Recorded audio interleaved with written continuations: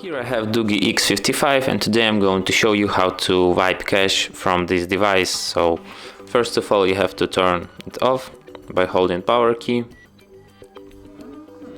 Next, after phone turns off, you have to hold down combination power key and volume up for a few seconds. In this menu, what you have to do is to navigate to the first option, recovery mode, using volume up key, and then confirm it using volume down.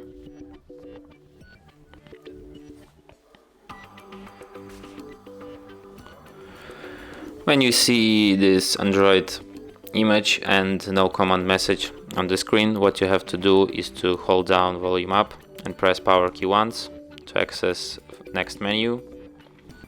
And here you have to select fifth option, navigate to it using volume keys, option wipe cache partition, and confirm it using power key.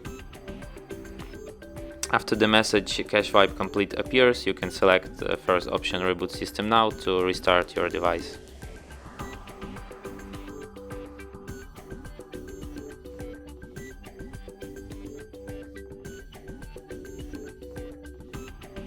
And that's it. Thanks for watching. If you find this tutorial useful, don't forget to hit that like button and subscribe to our channel.